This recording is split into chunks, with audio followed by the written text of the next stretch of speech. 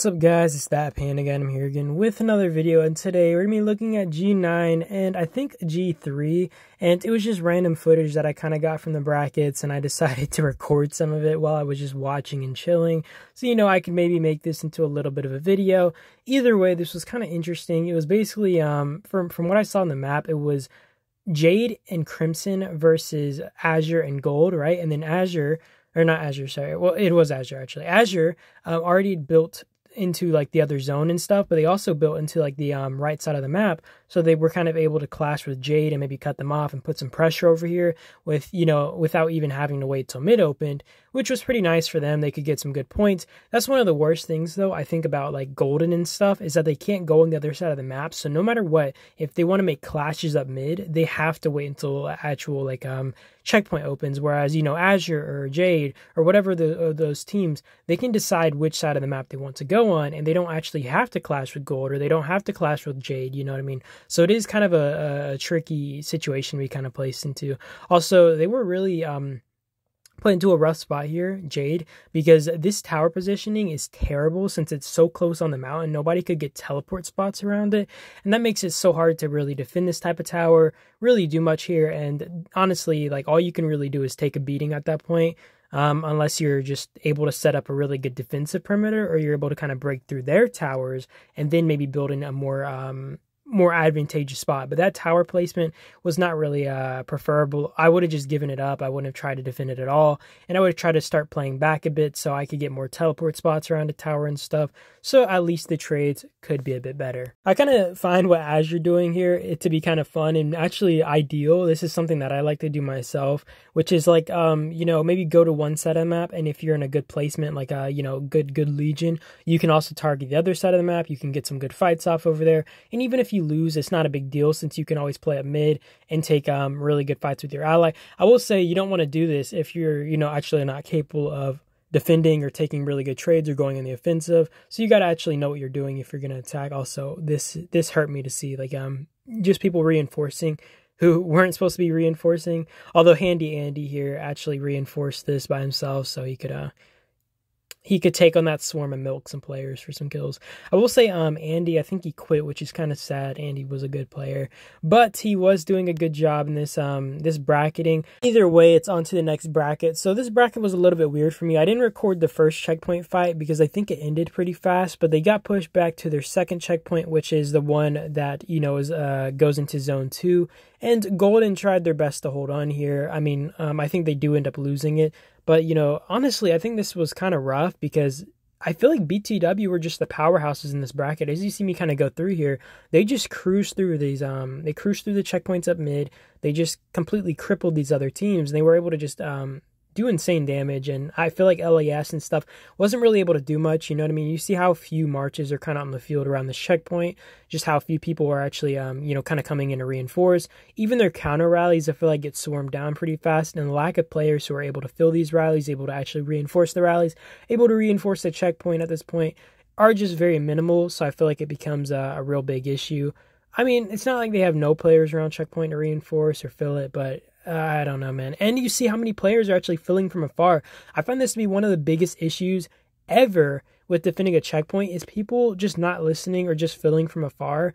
It's so frustrating when people do this too, because it takes up useful room, whereas people who maybe walk up to the checkpoint or sitting outside the checkpoint could instantly reinforce and make your trades instantly better, instead of those troops marching from far away. And then let's say your checkpoint is at 1 million troops and you have 1 million troops marching up to it. Well, dude, you're letting those 1 million troops trade significantly worse than they would have had to if you just were actually, letting people who were by the checkpoint reinforce the freaking checkpoint. It's one of the most frustrating things that I've honestly seen in this game, and it's something that'll always irk me until people get it right. That being said, bravo to BTW. These guys are beasts. Even their Legion was pretty strong, you know what I mean? They had TPL here, and TPL is coming up with some freaking numbers. I feel like TPL was doing basically as much as they were. But, I don't really think there was much the other Legion could do. You can kind of see the marches around checkpoint dispersing. And I feel like it just becomes a struggle to hold this thing, especially against range rallies like this. It's just, I don't know, man. It's an impossibility. Either way, Island is around the corner, at least when I'm recording this video. So, you know, hopefully the bracketing for me is good. Hopefully I'm not going to see myself getting my cheeks clampered or anything. But, you know, you never know with the matchmaking in this game. And you never know with the developers. I hope the developers have like a little naughty list and a good list. You know what I mean? I'm on the good list and they're like, we'll give Panda a good bracket this time around. We won't let him cry. We won't let him stress out. But you guys know what I mean. That being said, we're almost done with this footage, and we're going to move on to a Dark Seal clip next, which was just some NWO versus like Prime and a little bit of SK&G. We were just having some fun there. We were fighting over Region 15's Metro, which the thing is, I think we burnt out so much over fighting for it that we weren't actually able to rally it because we just didn't have the troops. We didn't have the ability to put up the field presence that we would have been able to previously. So Region 15 was able to keep their metro sound and safe and sound because we all just crippled ourselves trying to fight over it. You know what I mean? It was pretty stupid. You will see some reports here for this. This was a disgusting report. And I'm about ready to jump into our Dark Seal footage. The thing is, I didn't record a lot for this Dark Seal because I don't usually record us hitting bases. I don't know why. Maybe I should record that more so I have a little bit more footage. But I find it to be kind of boring to just see like constant rallies nonstop. I feel like defense rallies are usually more fun to even look at, and I don't know, I'm kind of more engaged with that as well. I will say I do have like this video, and I don't know.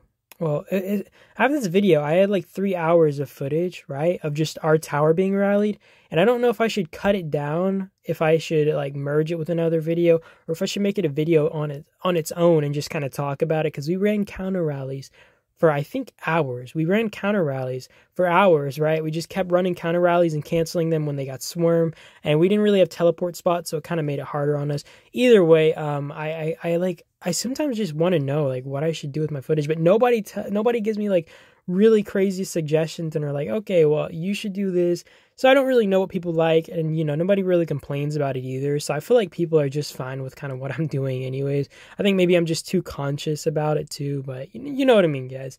Also, these were some crazy fights. I will say, you know, fighting all these T6 players is never easy, man. It's never easy, and that, like, I don't freaking NWO, man, they are much stronger than I honestly previously thought, at least like with their beef scale. Like they showed up pretty hard, and maybe it was just to mix NWO and other Region 5 alliances, to be fair, which made it a little bit harder, like double trouble and stuff. I always find it kind of hard when dealing with really big T6 players. For example, let's say you're 180 million. I really don't like fighting them because I know they can run 50% expansions and stuff. And even if I can run 50% expansions, it's kind of hard for me to do it, especially given my like spender status. So getting those 50% expansions is pretty hard. And I'm only able to get like 1 or 2 a month, or well, I would say 2 to 3 a month, because you have top commander, right? And I think if you do all your kill event stages, you're able to get a 50% expansion. And I don't want to just use them willy-nilly. Like, I know some people pop them during Dark Seal to just swarm bases and stuff, and you only ever see me kind of pop them if I really need to, you know what I mean, for field fights and stuff during Island, because I only pop 25% for Dark Seal, more or less. Either way, that's about it to the video. I do appreciate you guys for watching as always, and I hope you guys do have a good day or night though. So peace out.